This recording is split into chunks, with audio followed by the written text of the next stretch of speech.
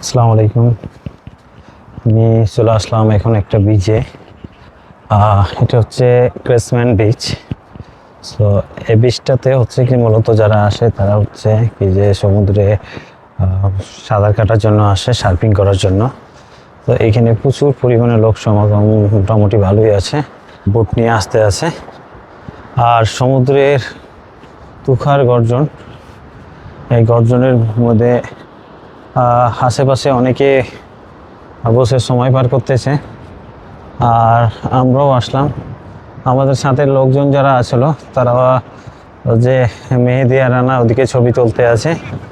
আর আমরা আরও কেউ কেউ হচ্ছে কি সমুদ্রের মধ্যে চলে গেছে পানির কাছাকাছি। তো আমরা যেতে যেতে এখন হচ্ছে কি যে বিচের দিকে যাব। বিচের দিকে গেলে পারে তারপরে তখন আমরা বিষয়টা আরও অনুভব করতে পারবো, জিনিসটি যতটা সুন্দর। তো আমরা সামনে যেতে থাকি আর আমরা দেখতে থাকি আমাদের এখানকার এই সৌন্দর্যপূর্ণ জায়গাটা।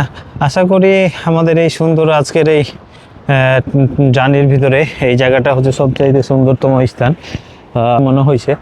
পরবর্তী স্থান কোন জায়গাটা কেমন হবে এটা এখনও বলতে পারছি না, তবে আমরা এখন এই সমুদ্রের মধ্যে গেলে পারে বিষয়টা আরও ভালো লাগবে। আমার মনে হয় সমুদ্রের গর্জন অলরেডি শোনা যাচ্ছে, সমুদ্রে কী পরিমাণে গর্জন হচ্ছে।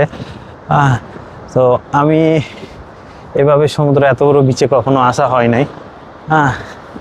তো এখানে সবাই বোট নিয়ে আর কি সার্ফিং করতেছে, বিশাল বড় বড় ঢেউ আছে আর পানি খুব একটা বেশি নেই। আর এই আমি যেখান দিয়ে হাঁটতেছি এটাতে অলরেডি পূর্বে পানি ছিল, এখন এই মুহূর্তে যেহেতু পানি নেই এই জায়গাগুলো এখন পানির চলে গেছে। এখন সম্ভবত বিকালের দিকে আবার এখানে পানি আসবে, এই যে সেটা দেখলে বোঝা যায়, এই যে রাস্তা। তবে ব্রিটিশ কলম্বিয়ার সমস্ত জায়গাগুলি হচ্ছে ঘোরার জন্য সবচেয়ে সুন্দর। তবে আমি যতটুকু শুনছি যে ব্রিটিশ কলম্বিয়ার এই জায়গাটা বলতে এই টফিনোতেও মানুষজন সার্ফিং করার জন্য বেশি আসে। এই জায়গাতে সার্ফিং করে তারা, খুব ভালো লাগে সার্ফিং, এই জন্য এই জায়গাটা খুব ভালো।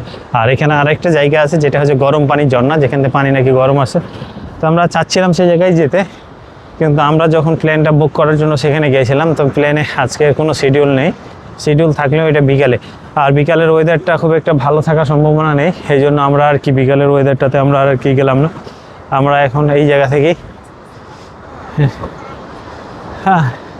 এই জায়গা আছে, এই যে আমাদের কামরুল ভাই আর আমাদের হচ্ছে